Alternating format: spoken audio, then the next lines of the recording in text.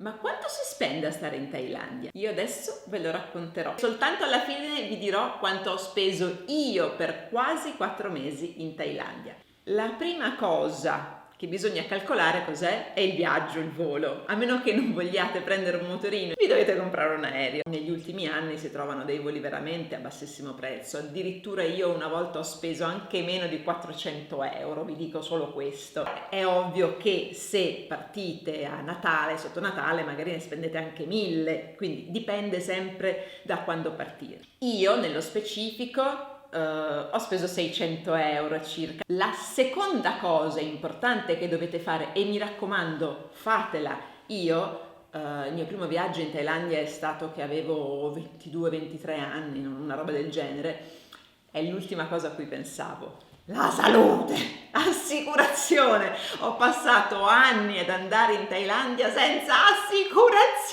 mio Dio. Ho rischiato veramente, veramente tanto. Ecco, non fatelo. In Thailandia se vi ammalate, se vi succede qualcosa, non ve lo paga lo Stato e costa veramente, veramente tanto. Sono circa un mese, sono 4.000 baht. Vi lascio qui quanto sono in euro. Qual è la terza cosa più importante?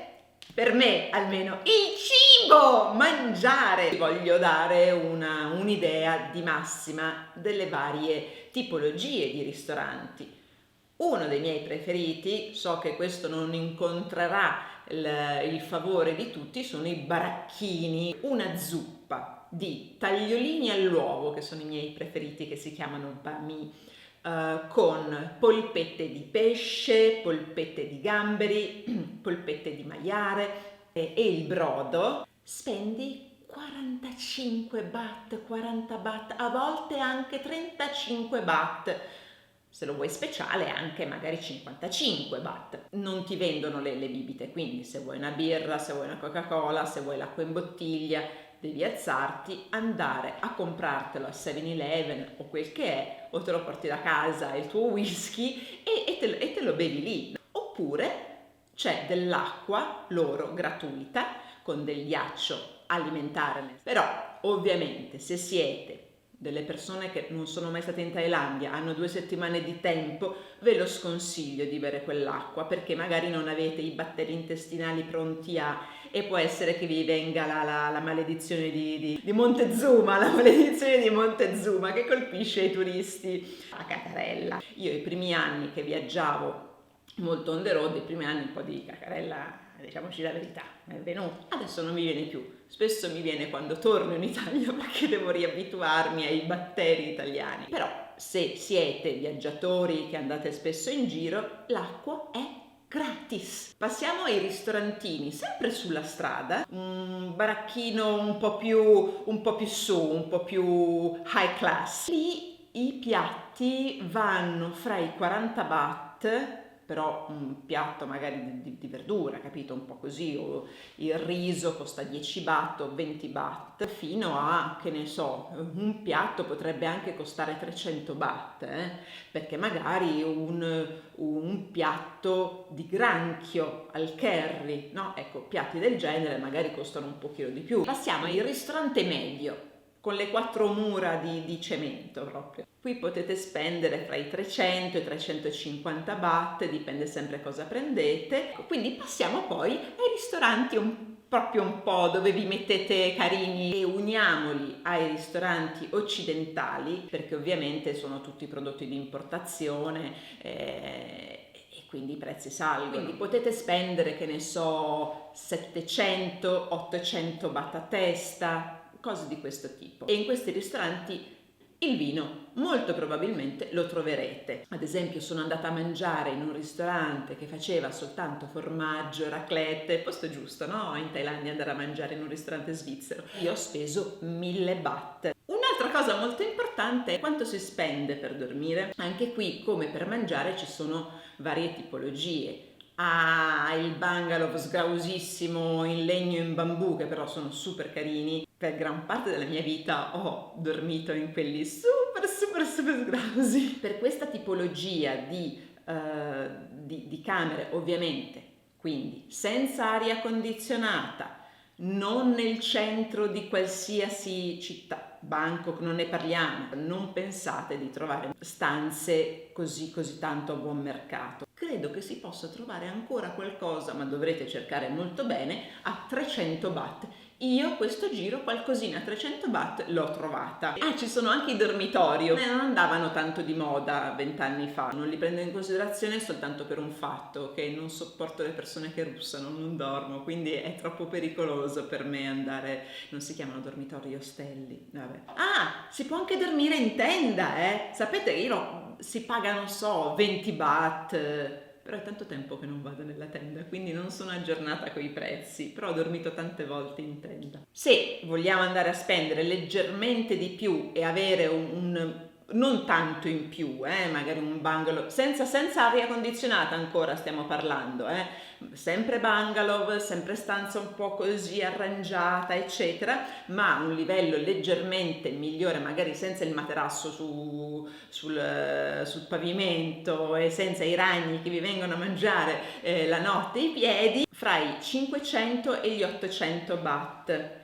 Io e Franco per esempio abbiamo viaggiato in questo range quasi sempre, non sempre. Ora passiamo alle camere con aria condizionata. In quella fascia di prezzo diciamo che sono una sorta di nostro 3 stelle, spendiamo fra i 700 e i 1200, 1500. Per esempio l'alberghetto che abbiamo preso con Franco a Hua Hin era molto carino, aveva un bel bagno grande, aveva la piscina e avevamo speso intorno ai 700 baht. Ecco, c'era anche la colazione inclusa, fra l'altro. E poi ci sono le camere, quelle proprio belle, no? E lì, vabbè, ovviamente non c'è il limite al prezzo, cioè, però se vogliamo stare su un prezzo un po' più accessibile, 4.000 baht, il mio regalo di Natale, che non posso dirlo. Un'opzione che vale la pena è l'affitto lungo, fra virgolette, che si può fare per un appartamento, una piccola villetta. Se state più di un mese o un mese, eccetera, potete affittarvi proprio un appartamento, un monolocale, cosa che ho fatto io a Bangkok.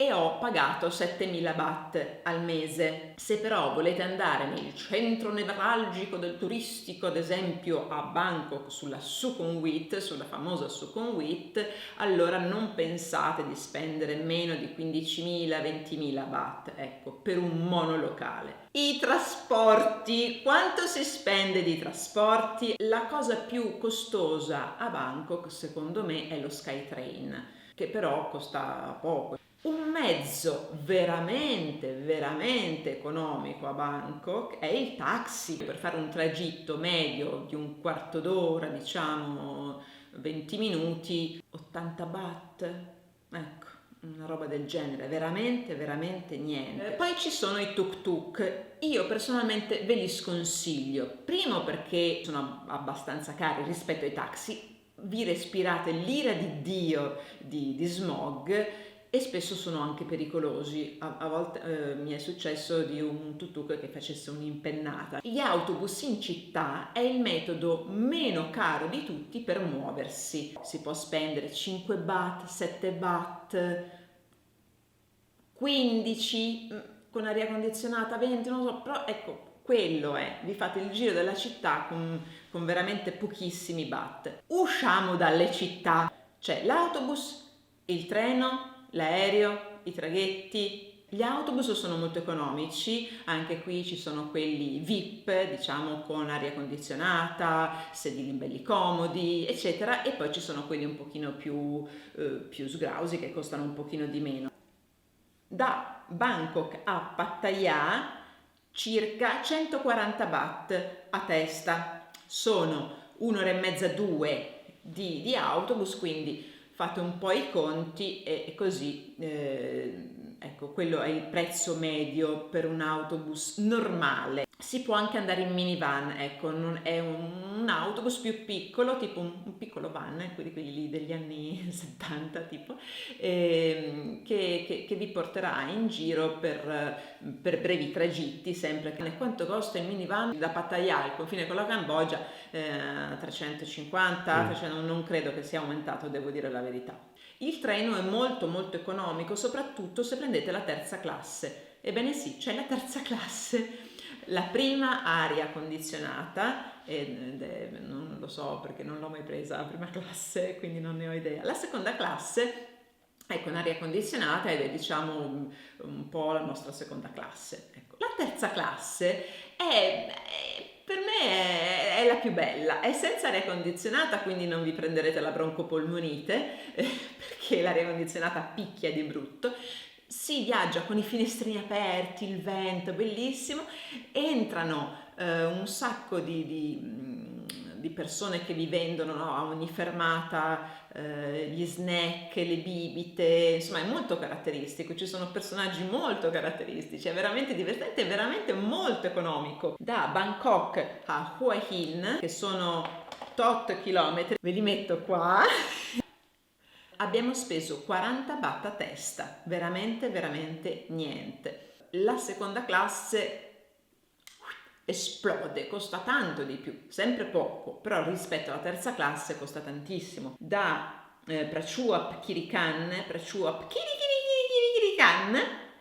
a Surat Thani abbiamo speso 200 baht a testa. Della prima classe non so cosa dirvi perché non l'ho mai presa. L'aereo, i voli interni sono molto economici. Per esempio da Bangkok a Phuket potete pagare, che ne so, 25 euro. Il traghetto non costa pochissimo. Il traghetto per Koh Kout, siamo partiti da Rayong a Koh Kout, abbiamo speso 200 baht a testa, quindi non è economicissimo, però se può fare, non è economicissimo per gli standard thailandesi, quindi diciamoci la verità, è economicissimo. Le speedboat costano di più, per esempio la speedboat che abbiamo preso per andare a Koh Phangan, i chilometri non erano tanti, ma abbiamo speso, Franco, 300 baht a testa. Ecco, parliamo dei mezzi autonomi. Il classico motorino, quello normale che forse tutti quanti abbiamo avuto, costa nelle isole tipo Koh Kout, che è un pochino più cara, un po' così, 300 baht al giorno, però andando un po' più in là l'avevamo trovata a 250 baht. A Koh Phangan lo trovavamo a 200, giusto? 200 baht. A Phuket si trova meno, per esempio, ti trovi a 150 baht. Snack e bibite, allora c'è una quantità di snack, di bibite, di cose impressionante. Le cose fritte, madonna quanto sono buone le cose fritte, fate spuntini ovunque perché è una meraviglia le cose fritte in giro e costano, che ne so, uno spiedino per esempio di carne, di pezzettini di pollo, spennellato di intrulli di salse buonissime e fatto alla griglia, uno costa 5 baht. 5 baht.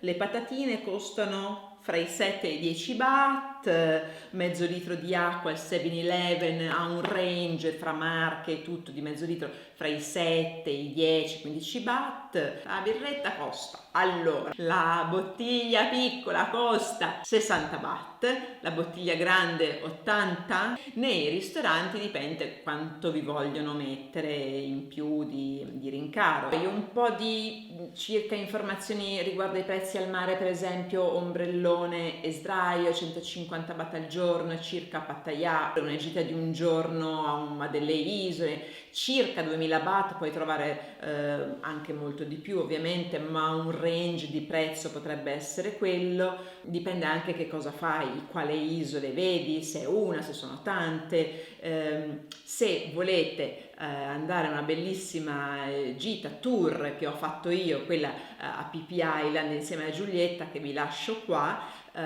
contattate Giulietta nel suo link di YouTube che vi lascio in descrizione. La benzina per il motorino circa sono 40 baht al litro, ma quanto ho speso io? Bisogna distinguere, io ho fatto un mese, poco più di un mese con Franco, 40 giorni circa, che poi è andato via, quindi il nostro livello è salito un pochino, perché quando sono da sola, diciamo, non è che mi tratto peggio, mi tratto meglio quando c'è Franco, ci trattiamo meglio. E quasi 3 mesi, 2 mesi e mezzo, diciamo 3, quando ero da sola. I 40 giorni con Franco, fra tutto, senza calcolare il volo, eccetera, quindi per due